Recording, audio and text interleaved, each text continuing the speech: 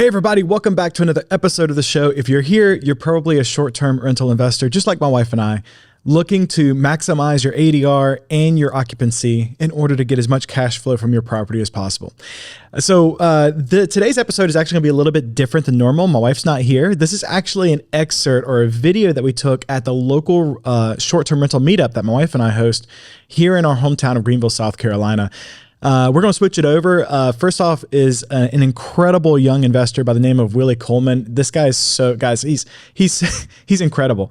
The more I talk to him and the more I listen to him, the more I'm just astounded that he's done the amazing things that he's done in his life. But he's actually learned and implemented a system of hiring and using VAs in his small business for his short-term rentals that he has here in Greenville. And it's incredible. So him and I kind of sit in front of the group in our short-term rental meetup, and I just ask him questions about it, and then we kind of field some Q&A from everybody else who's there. So right after that, I actually give just a very short 10-15 minute presentation on how my wife and I are using direct bookings as a long-term strategy, something that we want to incorporate in our business because we don't want to spend our lives always relying on all the OTAs, Airbnb and Vrbo. So we're going to go into a little bit about why that's important to us, what our strategy is, and how it's played out for us so far. Guys, hopefully you enjoy this episode. As always, all the information here is just our experience. It's what we've tried ourselves and what we've discovered works for us. Please take from it what you will. And I hope, as with everything that we talk about here on this podcast, it serves you, serves your family, and serves your goals as well. Guys, I hope you have a great day. Go out there and crush it. I'll talk to you next time. All right, so guys, welcome to the meetup, the short-term rental meetup. We're excited that you guys are here with us. So we've got two things that we're gonna be talking about today, and we're not gonna spend, guys, we try not to spend a whole lot of time talking. Sometimes it goes a little long, but we try to keep it really short. The first thing is Willy has generously agreed to talk about how he uses virtual assistants when it comes to his short-term rentals. And I gotta tell you, I'm super stoked about that, to hear how he does it, because I think it's probably gonna be a tactic or a strategy that a lot of you guys could probably use. And I know that April and I will probably be looking into it sometime in the future ourselves. So like, I'm not gonna lie, this is selfish on our part. We really wanted to hear how you're doing it. And then, and I'm gonna talk a little about direct bookings and how we kind of think about direct bookings and how we're implementing that as a strategy into our short-term rental business and how we're doing it and why we're doing it. So that's really what's up. So as always, guys, feel free to ask questions. This is like, it's a small group, and we love it being you guys here because we love learning from each other. We love being able to meet people, seeing what other people are doing with short-term rentals. We love getting an idea of what y'all's goals are and what you guys are trying to accomplish. And then April and I, every single time, and I say this every time we have a meetup, April and I always learn something new from you guys as well, which is huge because we're looking to move as quickly as we can in our investing journey. So we want to be able to bring people up like Willy, who's got some experience that we don't have, and be able to talk to you guys who are doing things that we never thought of, right? Because together we can grow a lot faster than we can separated. So with that being said, I'm going to go and get started. Willy, I'm going to get you to put that like right there as a microphone. Gotcha. All right, so Willy's going to be talking about his short-term rentals. So go ahead and have a seat. So first off, Willy, tell us, where's your portfolio of short-term rentals? They're right here in Greenville County. That's awesome. And that's awesome. So tell us, you were telling me about where they are, and before we get to virtual assistants. Yes. You have them all basically in the West End of Greenville, right? Yes. So why the West End? So the West End is an untapped area, or was when I started. Then everybody was like, oh yeah. But it's an untapped area. You're 5 minutes to downtown. You're outside of Greenville city limits. Yeah. But you have the benefit of complying with the law of being able to have a short-term rental, frankly. 100%. So that's the main reason. So how long have you had them going on? So let's see, probably about a year and a half now. Okay, cool. That's awesome. That's cool. So let's talk about virtual assistants. Yes. So with virtual assistants, so first off, let me define that for everybody in case anybody who doesn't know what that is. VA is a virtual assistant. Is somebody that you hire to basically take care of a task in your business for you. We actually employ virtual assistants in our business. We just don't do it for short-term rentals. So I was really interested to see how Willy does it for his business. So how do you actually implement virtual assistants into your business? What are they taking care of? Like, what are the tasks? Yes. So bottom line, I think some stuff is up there on the screen. I'm going to talk from the perspective of what I want in terms of how I'm running my business, right? There are 50 billion different ways to do it. But for me, it was important to have someone actually take on all of the day-to-day. I did not want to actually start a hospitality business. I define myself as an investor. I fix and flip, I buy and hold, and STR now. But I did not want to be, okay, you're always on STR. I don't know how many people have short-term rentals, but as you know, you always have to respond to messages, right? You always have to be able to handle situations at any time of the night, day, 365 days a week or a year, right? So for me, that said, okay, I didn't want to hire an American because essentially that is a high task and you're probably going to pay a lot of money. It might not make the most amount of sense financially to make the numbers work. 100%. So in my fix and flip wholesale business, I had VAs that handled my cold calling, that sent out texts, all types of things. So when I started with short-term rentals, I figured, hey, like the majority of the work of short-term rental is from a computer. You can do it from anywhere in the world. So I tapped into the Filipino market to say people that are making $1,000 a month, and that's good money for them. Good money, yeah. Really good money. Yeah. They're willing to work a full-time job. Even some of them are willing to work 7 days a week, right? And it's essentially what I have them do is I have them handle setting up the listings, right? So the beginning of, scheduling all your filters, how you want to, everything. There's so many ways, uploading photos, you name it. And then I have them also handle all the guest communications, all of the housekeeping schedule, anything that needs to be done to make sure that the rentals are running outside of, oh my God, there's a issue with the electrical and it's a serious issue. That's when you need to call me. But you need to be handling everything, right? So that's what they handle, and yeah. That's incredible. Yeah. So like to put a pin in what he was saying earlier, so like for everybody who's in the room who currently has short-term rentals, it's not a truly passive business, right? Anybody who's doing short-term rentals kind of understands that it's more work. It's Yes. more work than it is for a long-term rental that you have. Yes. And the exchange for that extra work is extra cash flow, right? Like you're making more money. Mm-hmm. And so you're having to invest a little bit more time and effort into building the business and actually running the business like the hospitality business it is. But the trade-off is you get paid for it, right? You get all the benefits of real estate plus the extra cash flow, right? Mm-hmm. Which is really, really nice. So so that's why a lot of people choose not to. I'll say two things really quick. First thing is, I think there's a lot of people who start with short-term rentals because they like the idea of extra cash flow, but they end up leaving it pretty quickly because they don't like the hospitality end of it, Yes. right? They don't like dealing with guest communication. They don't like dealing with people who have problems when they come into their rental.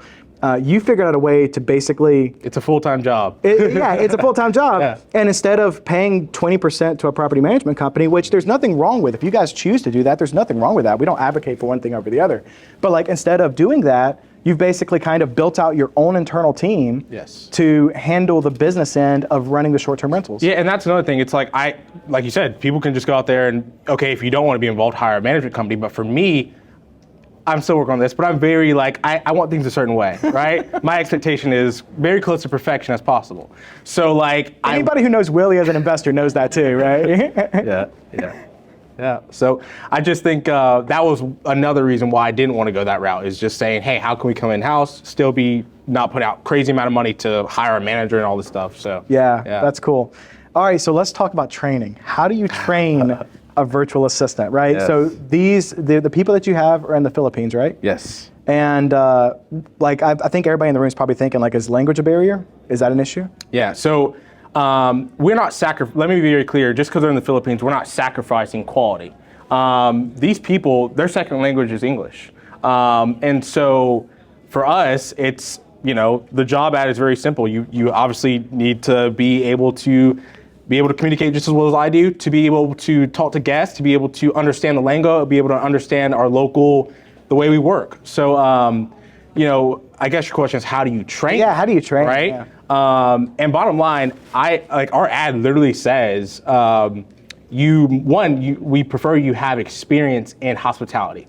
Because I I don't want to have to teach you everything from A to Z in terms of, oh, so this is how you talk to people, whatever in this situation. You need to have experience in hospitality. That's number one. Number two is you need to have experience, ideally, in some type of, either you worked for Airbnb directly so you understand how the system works, which a lot of people in the Philippines have worked for VRBO, Airbnb, whatever. Oh, interesting. And so that's what the ad says, number one. But there, of course, like anything, you still have to train somebody of how you want things, right? You can't just, expect them to be perfect. So thankfully, one of the ladies I had in my wholesaling business, she actually worked as a hospitality manager at a hotel for 5 years locally in the Philippines. Oh, amazing. So thank God I had her to be able to help with, one, bringing on people. So she would basically help with recruiting, et cetera. And two, she actually handles all of the, how do we want to, what's our culture in our actual business, right? Because everybody does hospitality in a different way. And like I said, my hospitality standards are very, very high. Yeah. So I don't know if you have nitty-gritty particular questions about the training or the setup but yeah. I think I heard you say one time that you have a weekly call with them. Yeah. So just like anything, you don't want to just like have these people start in your business and say, okay, good luck. No, you still want to manage these people, right? So as you see up here, these are the two ladies that are currently on the team. On the left is Kat, center is Princess. And essentially, Princess and Kat both had prior hospitality experience. And we have weekly calls to say, hey, what happened this week? How did things happen? Okay, a guest checked out early, so we we go through the whole week, every single day. Once a week, we recap what happened. And if there's anything that was like, this came up, it was a weird topic, then we address it on that call. So we're always staying sharp, not just, in the beginning, of course, you go through hypothetical senses, right? We even, in our interviews, we all know Zoom, there's a little chat, right? So in our interviews, what we do is, in real time, we'll give them random scenarios of, we role play basically. So we'll be like, pretend I'm a guest and I'm requesting an early check-in. And I'm putting that in the chat and I want you to respond right now. That's genius. Right? That's so you can test so many things. You can test one, okay, you tell me you've had experience and everything, but do you? And how quick can you respond? Airbnb, it's quick to respond very quickly, right? If you don't respond within 5 minutes, that's a problem. For me, a lot of hosts, they don't care. I care.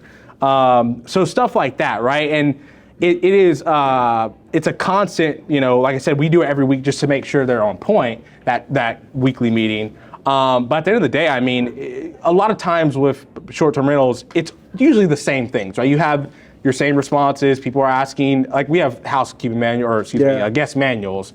But typically, I mean, you have your general responses, but I want to know, like, how are you going to deal with the random things that pop up and stuff like that. That's so important. What's cool about the idea of like testing them, like typing it, because not only do you get to see, do they know what to respond with, like how do you respond to this question, but you also get a sense of like, how good is their English? Like how, because you can speak, you might be able to speak pretty well, but can you write well? Can you write well? Right? Yes. And that, the way that they write and the way they phrase things and the way that they type, are you misspelling words? Are you using punctuation?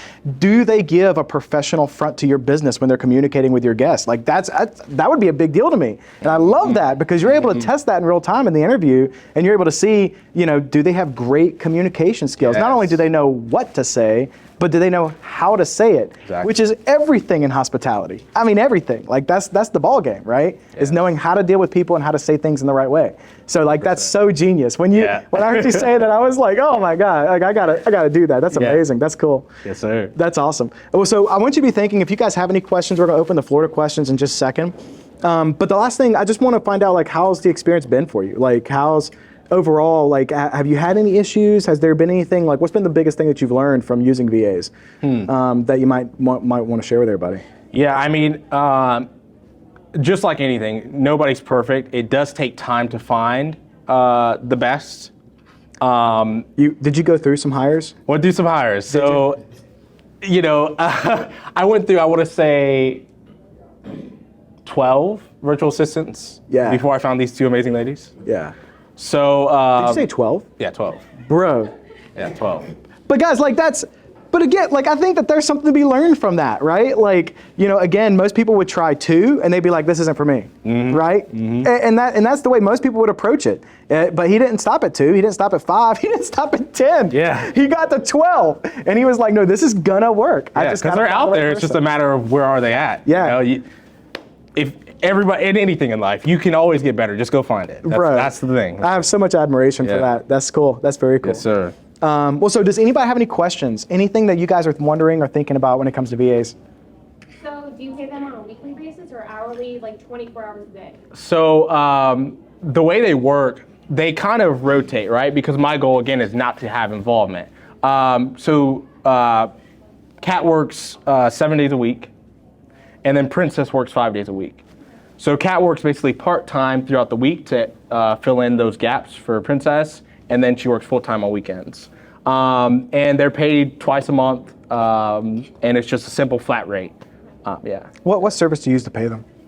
So I use, believe it or not, Western Union. Oh, really? Yeah. Oh, okay. Yeah, because it can convert USD to pesos. To fill up to PHP? Yeah, that's good. So yeah.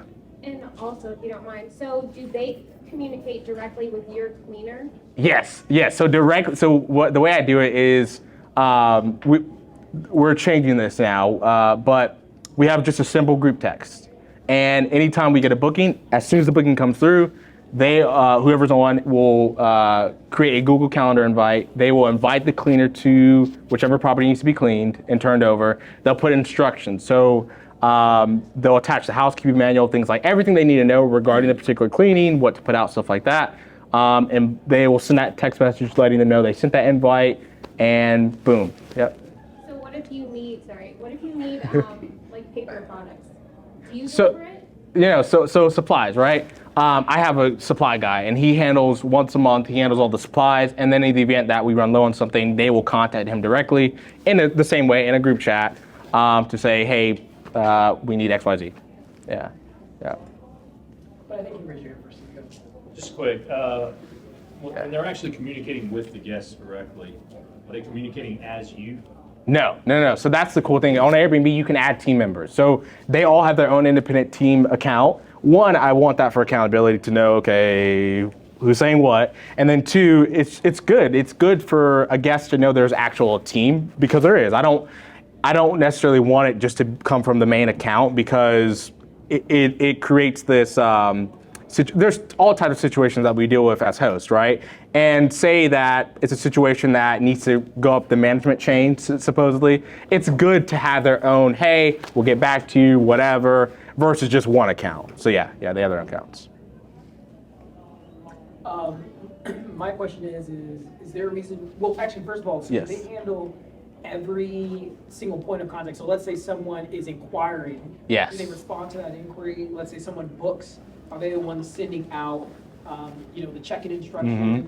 When someone's leaving, are they reminding them to leave? Are they doing every part of the Yes, sir. So, yeah, okay. Second, All right. to my second question. By the way, we're like boys. I'm like, okay. So I'm curious. Have you thought about automating the messaging? Because it sounds like they're doing a lot of the activity that's happening, but a lot of it can be automated to where even with our stuff, we don't. There's barely maybe once or twice we'll have to respond to something because everything's just so automated. Yeah. So when someone inquires, there's a message that'll go up immediately, so then your response rate is super, super high. Or someone books, it'll say, hey, thank you for booking a bunch of stuff. Excited, whatever. Yeah. And then we set it to where even 3 days before they check in, another thing will automatically come out. Hey, just a reminder, your check-in time is this. Here's the check-in instructions of code will come, blah, blah, blah. Right. When they actually check in, the next day they check in, hey, just wanted to check in on you, make sure everything, and they'll be like, dude, I mean, you guys are, Right, we've never even said anything to them. We don't So here's the thing. So here's the thing. Yes, to answer, we have all of those automated messages set up, right? But and again, I have 6 going right now. But I mean, with those 6, we're hosting about 70 guests a month. So to be honest, all of those, when somebody creates a book or books, they get that automated message. When somebody is going to check in, the check-in instructions are all automated. But you always have somebody asking particular questions. That's what they. And that's what they focus on. To be honest, they don't work that hard. I mean, I'm kind of jealous because they're like sitting down at the computer a lot. But you know, it's just one of those things where when somebody says somebody's a little bit older and they're like, "How do we work the TV?" or blah blah blah blah blah. Like, even though there's a guest menu right there, you know, somebody needs to be able to manually respond to that, obviously. So yeah. And also to your point about automated messages, I'm listed on, like I hope everybody is, I'm listed on Vrbo as well. So, and Booking.com, and we have direct bookings. So in those senses, Vrbo is crap. They don't have freaking automated messages. It's a pain in the butt. Same with direct bookings. Like, we're looking for a better system of our direct bookings, but that is manual, every part of that. So they also handle all of the direct bookings, and like when we try, like I don't know how familiar you guys are with furnish finders, but those inquiries as well. Yeah. So yeah. And have you trained them to do, like, I guess, do you guys do anything that sort of, I don't know, like, it's like stuff you can't really teach. You can if you do. For example, I had a booking yesterday. This lady comes, she's like, it's a 3-bedroom, and it's just like her by herself. It's kind of weird. Right. We always ask this anyway, because again, I'm always thinking about how can I just like have more of a touch and experience than just the.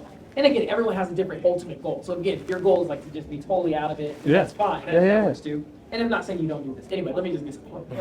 The point is like, if we were trying to figure out like why she was staying, she was like, oh, well, my daughter, she's having a wedding in like a couple of days. So we just come down. So I'm like, oh, that's super cool. So then my next, and everything has been automated already, but we just, so we get the high response rate, everything's automated, but I just kind of like, now that everything's automated, I don't have to have no pressure to like try and, now I can just kind of have fun. Sure. So I was like, oh, interesting. So like, your daughter's does she have like a registry? She's like, yeah. I'm like, oh, we'd love to just like get a gift for her and like, provide you guys like a little wedding gift. And she's like, oh my gosh, are you serious? Like, that's amazing. Like, thank you. Like, send us the link, and then we just like looked on the registry and bought something. That's awesome. There when she checks in. Yeah. So like, do you like do any sort of unique things, or is it strictly just if you guys have any problems, we'll work on it? You know, man, I feel like that's amazing. And all power to you.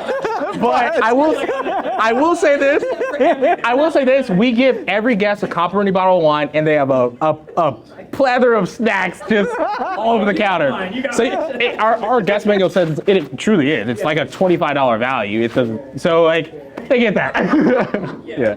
Well, but it's I'm curious because like I think it would be cool because these are real people. Yeah. I think maybe even just touching hey, if you have the opportunity, ask them why they're staying. And if they're staying with so every guest, here's a big thing, because not just for the point of the positive side, but remember there's a lot of sketchy people that book properties. So every time we ask somebody, we are pet friendly as well. So we say, hey, please advise of your reason of travel. And, are you traveling with any pets, right? That's a part of our initial message. And typically they'll say, oh, it's, I'm coming in for my husband's birthday. So we'll make sure to do, they are coordinating with housekeeping as well. So if there's a birthday, we have a little message board, happy birthday. We'll make sure that they put a little card, happy birthday, Jason. We'll do little stuff like that. And that's automated type of thing in terms of our policy. But it's just, it can get a little complicated and a little extensive I'm sorry, I'm not the miles. I'll get there. No, but what you're doing is amazing because I'm actually I have again, everyone's different, right? Yeah. Like, you're single and you're like, maybe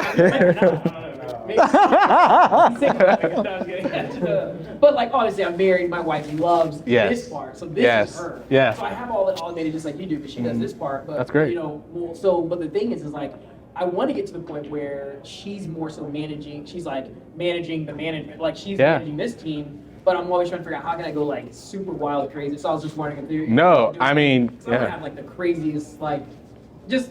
I don't know. It just stands out like that. Yeah. We stayed there. They bought us our wedding gifts, and I don't know. We just thought about all kinds of interesting things. So, but it's cool to know that. Yeah, man. Yeah, it's always, I think it's one of the things that really intrigues me about short-term rental hosts the most is that it's a pretty broad spectrum, right? There's a pretty broad spectrum. There's some people who say, hey, we're going to really focus on a super high-touch experience. We're going to kind of have a portfolio of just a few properties that are really amazing and offer a high touch experience, and that's really how we're going to generate revenue. There's other people who kind of say, hey, we're going to go the way of having more properties, maybe offering a more automated approach to that, making sure that everybody has an incredible guest experience, right? You're going to make sure that you get those 5-star reviews every single time, but it's not quite as high touch. Not really right or wrong. It's really interesting. That's why I love talking to like Miles and the way he does it, and talking to Will and the way he does it. I would say that we probably veer more towards on the side of offering a really great experience.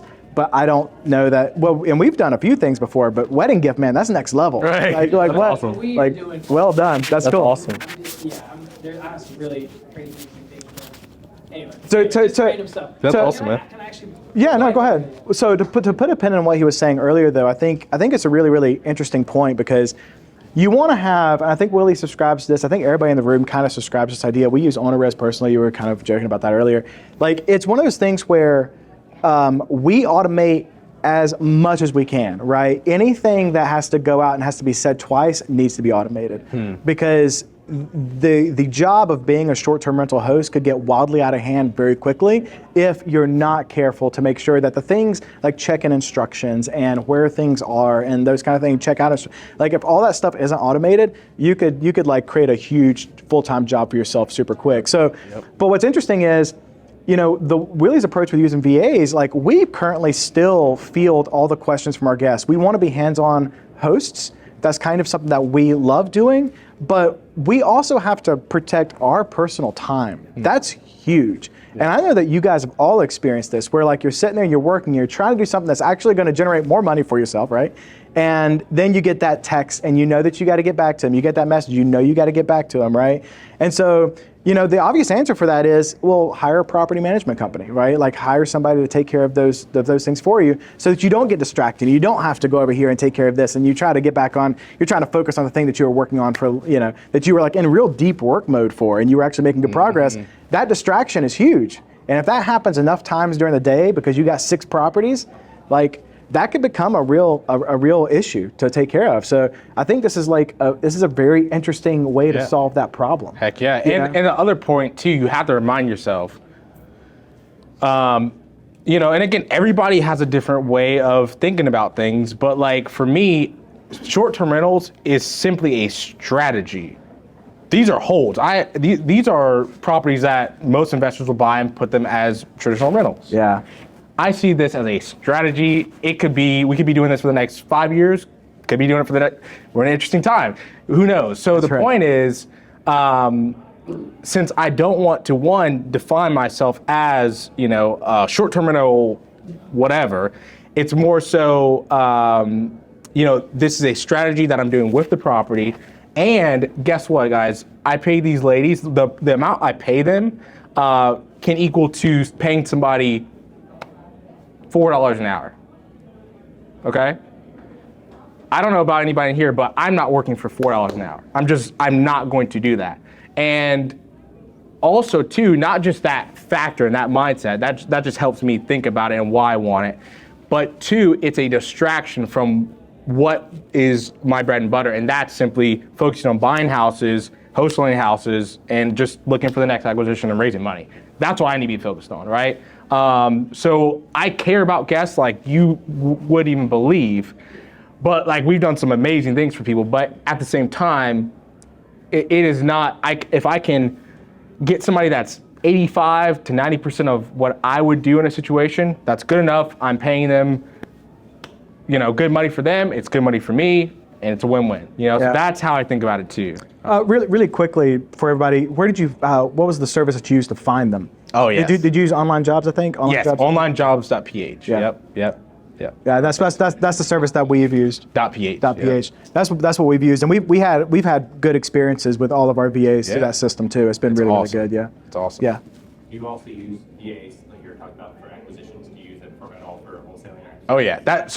So that's where I fell in love with VAs. Miles knows I think you have more VAs than I do on that side, but yeah. So I have VAs that do cold calling, texting, data entry, you name it, all that. Anything you can do from a computer anywhere in the world, they're doing it, for the most part.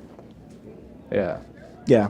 Other VAs that in our business is all prospecting. Like that's what they do. So. Yeah. Yeah, just to go back to the whole, because again, I love it, absolutely amazing, because this is like kind of where I'm excited about transitioning, having more VA touch in the short-term rental space, but still trying to keep that unique kind of really quality. But what I would love to know too is like, do you do any sort of like incentivizing in terms of bonuses or pay? Obviously, it's easier like in the wholesale model. Yeah. They just work. Yeah. Pay and So that's it, or is so there here's the thing with that. Yeah. You have this is what I tell them. So so look, guys. So like I said, there's a lot of dead time, right? Like they might go a whole day and there's only been like one booking, and they ask one question. They respond to one question. So if that happens, there's a lot of time. They're working not 8-9 hour shifts. There's a lot of wasted time there. So one of the things I like the most, I don't even like short-term rentals that much because there's a lot of turnover. It's great because you always have people eyes on your property. It's always getting clean. That's great. However, there's still a lot of, you can be unsettled a lot, right? Like, oh crap, is somebody gonna throw a party? Stuff like that. So we focus a lot on looking for midterm stays. So I tell them anytime they securely get us a midterm person. A midterm is just anybody, in my eyes, I'd find them that stays for a month, 2 months, 3 months, a traveling nurse, a traveling professional, whatever. So we're listed on Furnish Finder, a few other sites, and there's also a Facebook group that people look on. So they are a part of Facebook groups. They're even part of like our local Facebook group, like to prospect for cleaners. So they do a lot of stuff. But the point is, anytime we secure a midterm stay, they do get a nice little bonus. Yeah. That's really interesting. Yeah. And then too, like I do some things like at the end of the year. And again, I mean, I'm only a year and a half into this, but so last year, like, Christmas bonus, I make sure people are taken care of. Yeah, for sure. Yeah. So. Yeah, that's really cool. Yeah, I think something to kind of hit home for me that you said was, like, don't get over emotional about the investment, right? Mm-hmm. Yeah, that's something that can happen, particularly in the short-term rental space. That was a big break for me when I was trying to figure out, do I want to do short-term rentals? Because we were looking at houses, and I was like, no, this is not a house that I want my family to be in, And it like that was a tough thing for me to kind of get over. And then the whole idea that people will like trash your place and things like, you're very protective about your home. And like when you're buying a home, you're like, I don't want people in my home who's gonna. And obviously we don't want people who's gonna trash it. But that was kind of an emotional kind of hump that we had to get over and go, okay, this is an investment, right? Like this is not our home. We're using it as a way for people to go and have a great vacation for sure. Exactly. And our criteria is super high for sure, but it definitely was something that we had to kind of separate ourselves from a little bit, is realizing it's an investment, Investment. So the 12 that didn't work out. Yeah. Why not? That's a good question. To be honest, it had nothing to do with them. It had something to do with me. I wasn't qualifying right in the beginning. I didn't implement, how do we make sure you know what the hell you're doing in the beginning. The reason they didn't work out for all types of reasons, but it would be, what are you saying to this guest right now? This isn't our culture. What are you saying about, a lot of times, it'll be simple things like a toilet. Like they'll call the toilet something weird and just random stuff. So part of that is my fault, just hiring the person that was not the right fit. And so when I tighten up on that and realize, okay, and like I said, the lady that is on the other side of the business that was in hospitality, using her to my resource of, hey, help me get this together, right? Like, I think these ladies are better than me. They honestly are better in terms of knowing sometimes what to say to a certain situation. So that's honestly why they didn't work out, I blame myself because I hired the wrong person. That's it, man. For any business owner, that's a smart lesson, isn't it? Yeah, hiring the right person for the right job, putting the right butt in the right seat. That's so important. Yes, sir. Yeah. Yeah, 100%. keep looking at You keep thinking that they're the problem. They're the right? problem. Yeah. That's so funny. So I was going to show. We're going to show some photos really quick. These are his rentals. That's here. Yeah. Where is this one? So this one is on. I'll get the address. 71 Dorsey Avenue. It's in Greenville. This is a property I bought. I don't think we have before pictures, but this house, you would look at it and not even recognize it before we actually did this. But yeah, it's in Greenville, and we did a complete flip on it. Is it a flip? So it was a flip that you turned into a flip. So it was a property that we bought with private money. We paid $100,000 for it. We went in and did everything. The roof was not on the property when we were doing renovations. There was no roof. Great. The whole property was great design. redesigned. It was, Well done. yes. Holy cow, it looks great. So it's a 2-bedroom, 2-bath, just under 1,100 square foot. And yeah, you name it, we did it. I think I saw a napkin on I see that you got a coffee bar that you're putting in the rental, right? High-end appliances, right? Like that's that's like so funny story on this. I would never put that's like a whole screen. I was about to say. We have a Ring doorbell, and like you ring the doorbell, the person comes up on it. It's really high tech, but that was like I built a relationship. Everybody should remember this. Go to Lowe's, look in the scratch and dent section, and get to know the managers. Tell them that you're a flipper. Tell them what you're doing. I got that refrigerator for like $800. Okay, so that's how it ended up. What is that? What does that fridge retail for? About $3,200. Yeah. That's awesome. And it had like a dent in the back, so who cares? And you can actually see the dent right there. Yeah. Shot that out. Send me the picture. I'll Oh my God. But you see, like again, so there's coffee, there's wine. In this photo, they're not there, but we do provide snacks. All that's comped because most people, some hosts get that, but we do that for every guest. And again, we don't tell them about it. They just walk in and like, wow, So different stuff. Do you mind if I ask you some questions about the rentals? Like, do you know what your occupancy rate typically is? Yeah. So it's been interesting lately, but I want to say last month we did about 60%. Okay, that's cool. Yeah, that's cool. That's cool.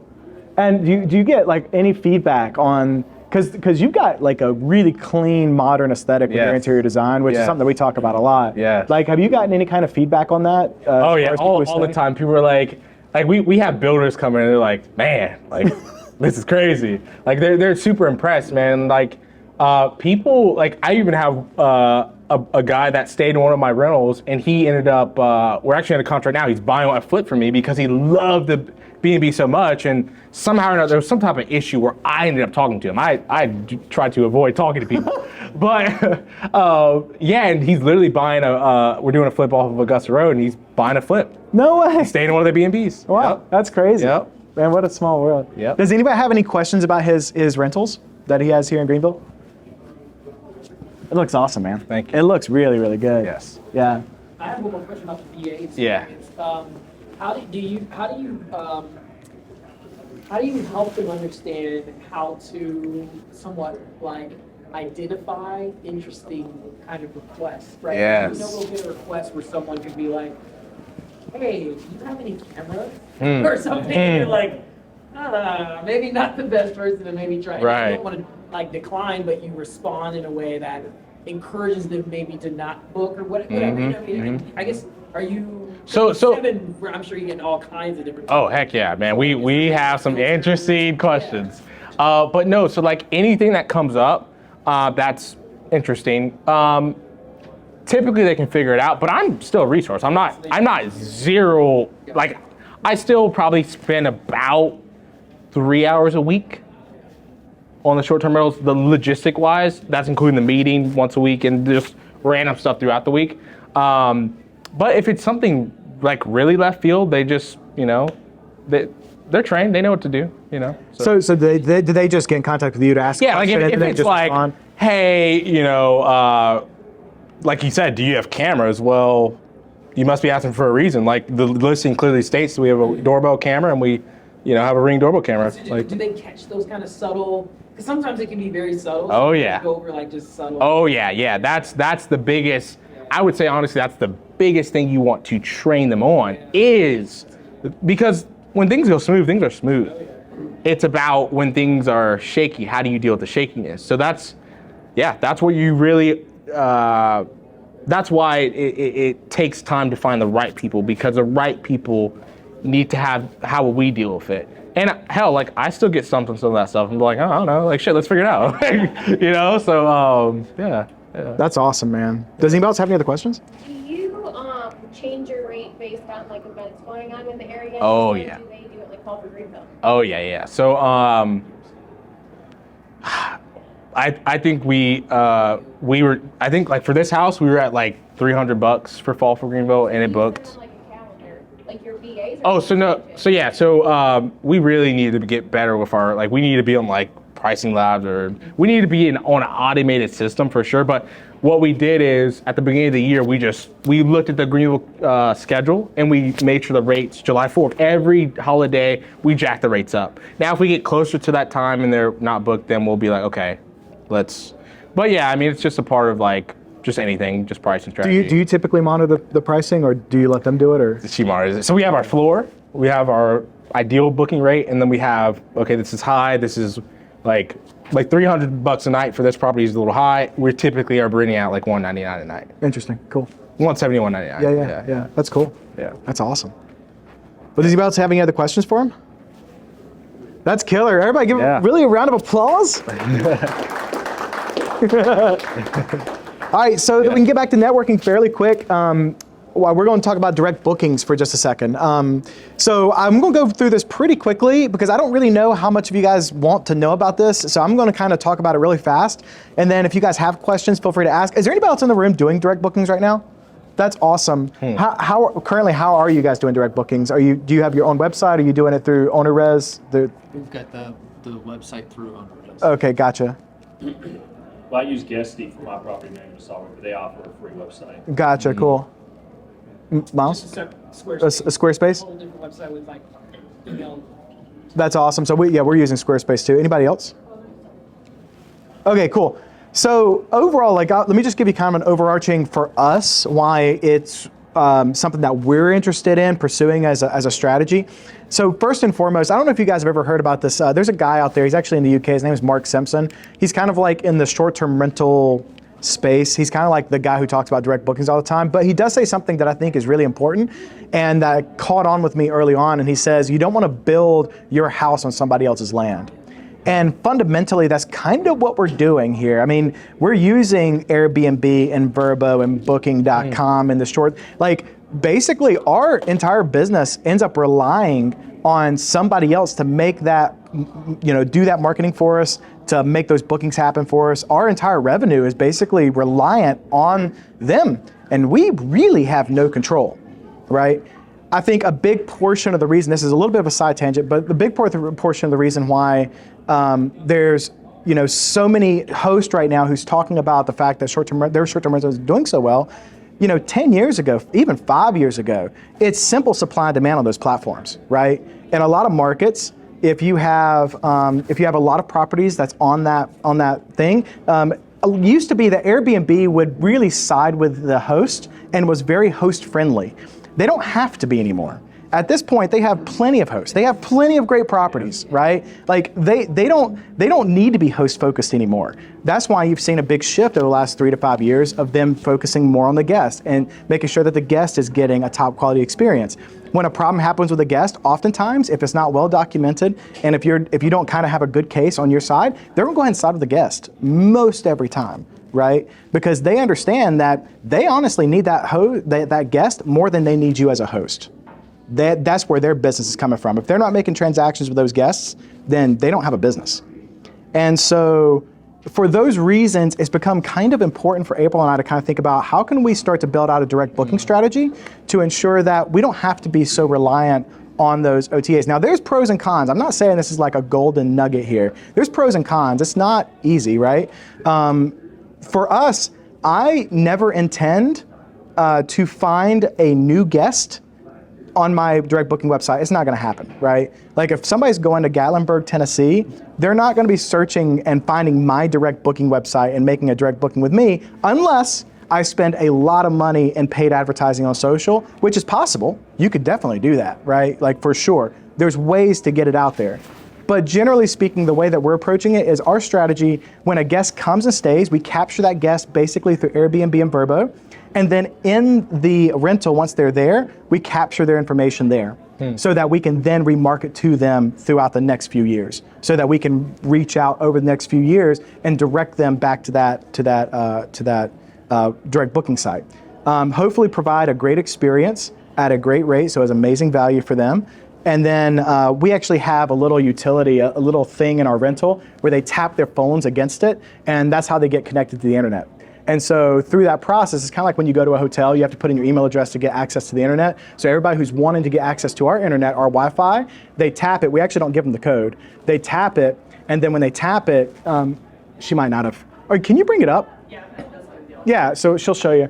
But they'll tap it, and then they plug in their email address, and when they plug in the email address, then we've got it captured. So it goes to a sheet, and that's how we're capturing their information so that we can remarket to them to bring them back to that direct booking website over awesome. time. Now let me say this, because this is like, yeah, this thing right here. This is what we use. This is what we use. So That's great. So what I'll say to this is not a quick strategy, right? This is a long-term play, because again, we're bringing those guests in through Airbnb and Vrbo. We're capturing their information, and then we're staying connected to them over time. And that where it gets really interesting is if you really kind of got a thumb on your property, then at that point you can start marketing to them and offering some things. Like if you see that, let's say that you've got a week that's open in October, right? You can send out an email to everybody who's in your list and say, hey, because you guys stayed with us, we really appreciate your business, yada, yada, yada. We're going to give you 10% off this whole week right here. This is a special offer just for you guys. Let us know if you guys like to take advantage of it. Like those kind of things become possible once you can actually reach out directly to the people who stayed with you before, who you've built a relationship with, who you've built a rapport with, who know your place, know the benefits of your place, right? And hopefully gave you a great experience. There's a lot of possibilities that come from that, right? But you've got to have their information. That's kind of the crutch that we're all working with here when we book through the direct booking platforms. Right now, I think Vrbo still gives you their email address? Yes. Yeah. We get email addresses and we get phone numbers from Airbnb and Vrbo, because we also have a rental agreement Right. that automatically goes out, so we also capture email addresses there. But what's really nice about this is that we have a 5-bedroom house. If we have a booking for that 5-bedroom house, we get one email address and one phone number. If we have this there and there's 10 guests that are connected to internet, we now have 10 email addresses. And so we're able to kind of expand those contacts exponentially, because we're being able to capture that as we're getting, giving Wi-Fi information. Right, and we've run promotions before where we'll send it to them, and then we'll say, hey, thank you so much for staying at our property. It was an honor hosting you here at our home in the mountains. Please feel free to send this to anybody that you know, and we'll give them a link, and then we'll give them a promo code that they can use to go. It's like a gift for your friends and family, right? And that's how we position it. Like, use this as a gift. If you wanted to give this away as a gift, you can, right? Christmas is coming up, right? Like, what if they were to give a 10% off gift to a family member who's interested in coming and staying in the mountains, right? There's just a lot of opportunities there, right?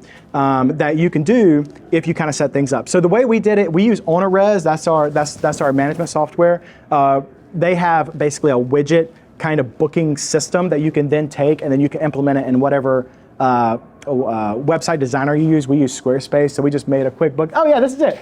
Yeah, this took us 5 hours, 4 hours-ish, right? That's Squarespace. It's Squarespace, yeah, Squarespace. So yeah, so we got the us up there at the top. We got the photos of the place. We've got the calendars right there that people can kind of go through and people can kind of see. Great. You got the amenities just right there. The arrival departure day. It's basically an entire booking system right inside the thing. Questions, comments. So that's when they can either send their inquiry or they can book, and they can just do that directly on our booking website. Wow. There's a lot of advantages. Again, we get to build.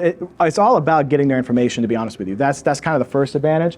But we also get to save the fees, which do add up. Those booking fees through Vrbo and Airbnb, like that can become a pretty significant thing for sure. So I don't want you to believe that this is like a way to go to fill up your calendar. It's not, right? Like I wouldn't say have a booking. You build a booking website, and then in 30 days you'll have a full calendar. I would still encourage people to think of Airbnb and Vrbo as the method to get new guests into your property and to become and to have that awareness with people that you wouldn't have otherwise, unless you were willing to invest in advertising. Because that's a whole nother strategy. If you're willing to invest in advertising and you wanted to put some stuff out there and get it in front of new people, you definitely could. The only thing that I always tell people, which I think is important, like Vrbo and Airbnb have a lot of weight with people. It's a trusted platform. So when people go to Airbnb, they're like, oh yeah, so I know that if something goes south, I'll probably be protected. That's what guests are thinking, right? They know that they'll be taken care of if a problem comes up. when they go to ShangriLaViews.com, they don't know who that is. They don't know who's running that thing, right? And so you got to just be aware of that. I think that a direct booking platform really works most effectively. You tend to have the most conversions when they know you, they like you, and they trust you already, right? If that's the case, then they'll come back to the booking And you know platform. them, And we know them, which is important Yeah, too. yeah. And we know them. Because that's the other thing which is really important. If they're not coming through Airbnb Verbo, we don't have the benefit of seeing their profiles, right? We don't have the benefit of seeing their reviews, which is another important piece of the puzzle to just kind of keep in mind. Like, that's important. So we can still communicate with them, and we do, and we say, hey, why are you coming to town? What's going on? We still communicate when we do get bookings to the direct booking platform, but that's a good point to make, which is like you don't get to see what they've been doing and what they've been up to, and you don't get to see what their rating is, and you don't get to see their picture sometimes in those direct booking platforms. I'm sorry, Airbnb and Verbo. So does anybody have any questions? Is this about direct bookings, how we approach it, what we're doing, how we're doing it? So you said you use Squarespace, and then the owner-as widget is the booking. That's right. So that way it's directly connected. That eliminated most of the work, to be honest, because that way it connects all the calendars together, all the booking platforms together, and everything happens, and then everything's just sent directly to OwnerRes, and we operate everything through OwnerRes. Yeah. What are you doing with the email addresses that you get from the Wi-Fi? Are you dumping those into OwnerRes, or are you dumping those somewhere else? No, to be honest with you, right now we're just dumping them into a Google spreadsheet, and that's kind of how we're keeping track of those right now. Yeah. So there's definitely management software pieces out there that you can use to kind of collect and do something with it. Flowdesk, Mailchimp, like any of those, you can connect any of those platforms. MailerLite is something I use for my other business. Like you could connect it to any of those.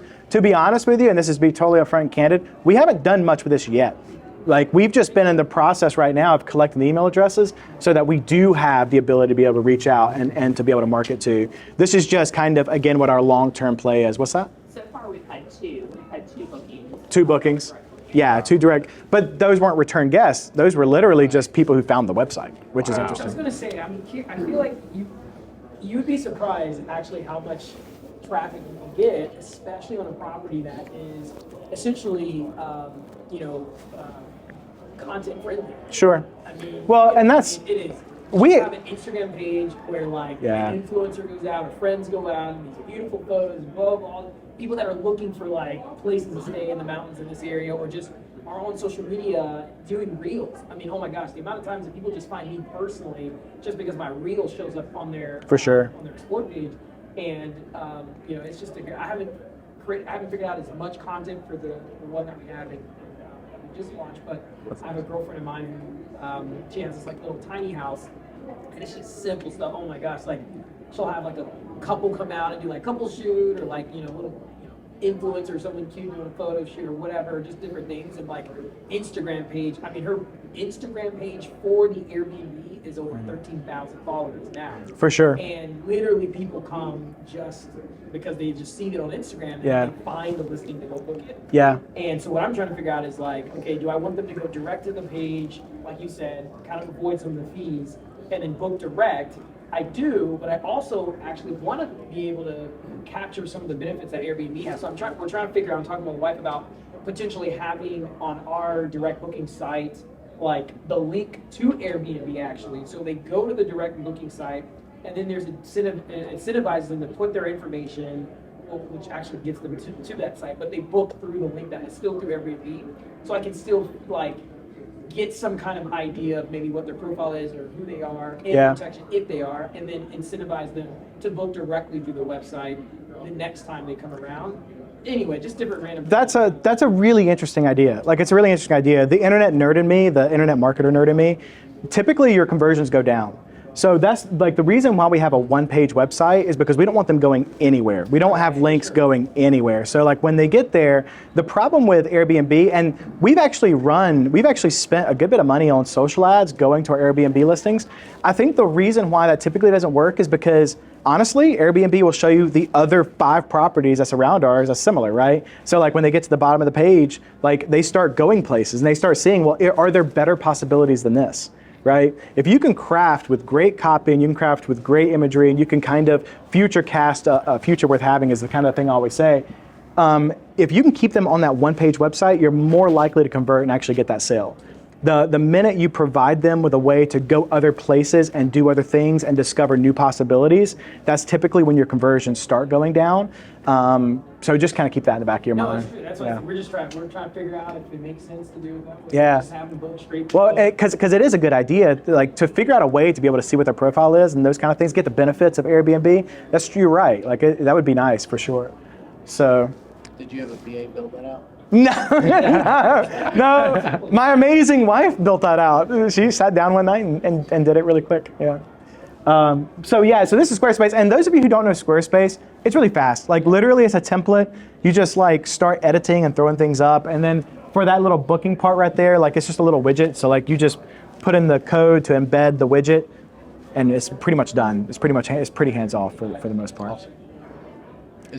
Can you build out SEO through Squarespace? Yeah, so going back to the you're right. The other thing that you were talking about is building out a content machine that actually drives traffic. You could totally do that.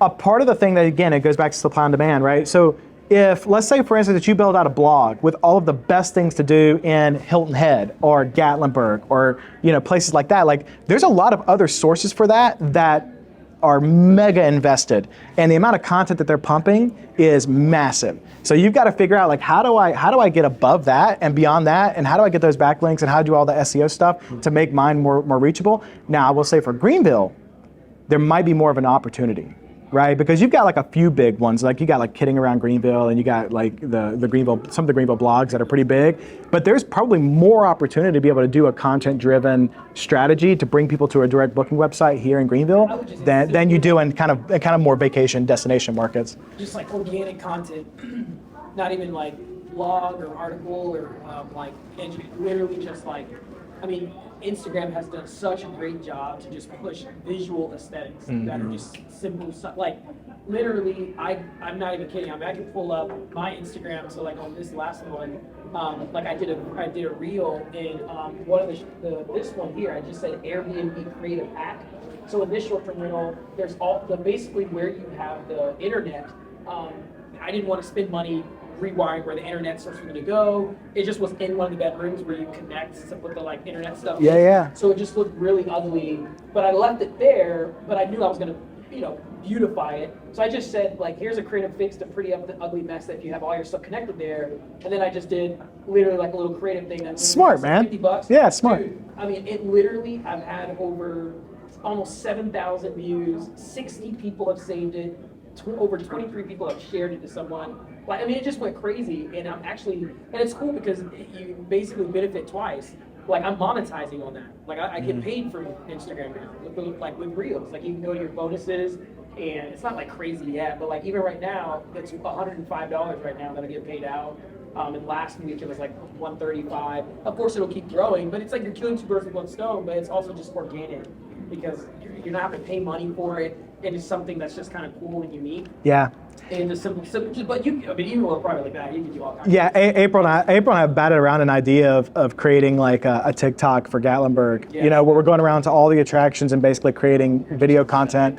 Yeah, I mean like, You could almost too, I had an idea last night. Literally, I was like, what if I just reach out to influencers, local, abroad, whatever, and say, hey, stay in my Airbnb 2 nights for free. For sure. All I ask in return is a video. tag it. Yeah, 100%. Like, Oh yeah, no, Yeah. I mean that's literally the strategy. Yeah. We just talked to at the meetup that I'm going to gather, Reese, who just built like one of the first like really fire Airbnb container shipping containers. I mean it is ridiculous. Yeah, I mean, it's yeah, a massive shipping container build. And yeah, and anybody who's like in content creation or short-term rental, we all know what's his name? He does all the videos for all the Airbnbs around everywhere. God, that kid on YouTube, I forget his name. Oh my gosh, he's so just chill, simple kid. He's probably like 23, 24, but massive following because he just built up this whole like The one that brand. was on Kiwi?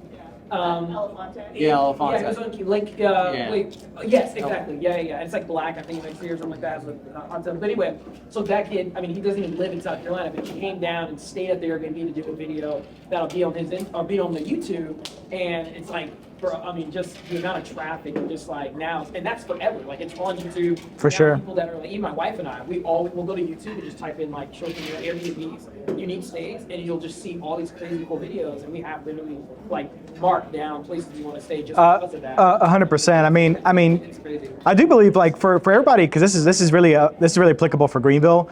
I think Greenville is kind of at a point in time where we're getting now enough national recognition and national attention. There's a lot of people whose eyes are on Greenville. If you can build a YouTube strategy around information about here in Greenville, and then just happen to say, oh, by the way, if you're coming to Greenville, we got this dope place that you can stay. It really works. Like, do a pros and cons list about Greenville. Like, do a video, pros and cons. Everybody will talk about the pros. Nobody talks about the cons, right? And so that's instantly clickable, right?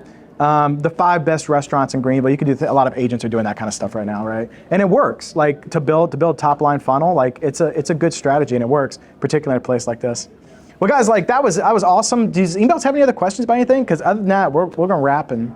Yeah, the only other thing that I was going to say is that some of the property management softwares, they do offer a direct booking website, right? So Guesty. Yeah, Guesty does, They yeah. have their own. You don't have to build it like this. This Right. is what we chose to do, and I like it. I prefer this. But that doesn't mean you have to. Like, there are easier ways to do it and still have a direct booking website. This is just one of the ways that we chose to do it. 100%. Why did we choose to do it this way? Oh no! Literally is because I remember now. It was a while when we did this. It was a while ago. It was because I was interested in being able to use the content marketing strategy. So like the issue with using an owner res or a guestie is basically just the property. With Squarespace, we have the opportunity to do a lot of back-end SEO work that we just wouldn't have the opportunity to do on those other platforms. That was the reason why we chose to go this way. And also, like if we had decided, because we had batted around the idea of creating TikTok and Instagram channels for marketing purposes for the thing, like this gives us a place to be able to put all those videos for blog and for content creation, for search engine optimization. That's the reason we ended up doing this. That was the reason. I remember now. Yeah, that was the reason. Yeah, because the other websites look good. Like there's nothing wrong with them. They look good. It's not because this inherently looks any better or any worse. Like it was simply because it gives you a little bit more flexibility. Heck yeah. Yeah. It gives you the ability to be able to really track. Also, and this is a little bit trickier now, but to be able to do retargeting, social ad retargeting. We actually have the ability to be able to do that kind of work here with our page. We wouldn't be able to do that with the management hosted websites. So, and that kind of got screwed up after iOS 14.5, but anyway. Yeah, okay, cool. Guys, thank you so much. I hope you guys have a good time. Let us know if you have any questions about anything, but thanks for coming. Thanks for hanging. Thank you. Yeah, I appreciate Our it. next meetup is on the 16th of November. So if you want to scan it to join that meeting, we'll post the topic and we'll post any other updates on that invite. Thanks, guys. I hope you guys have a great night. Feel free to hang out. Yeah, feel free to hang out and talk and chill. How's your syndication going, man? So For you. That's it. You got anything that says you're on like the outskirts of Greenville? Hey everyone, thanks for listening. Hopefully this was really helpful to you in your journey of building a business. If you liked what you heard, please click subscribe and go to iTunes and give us a rating. That helps us out tremendously when we're producing, hopefully, content of huge value to you. I can't tell you how much I appreciate it, and I hope that you have an amazing week. Go out there and crush it. I'll see you soon.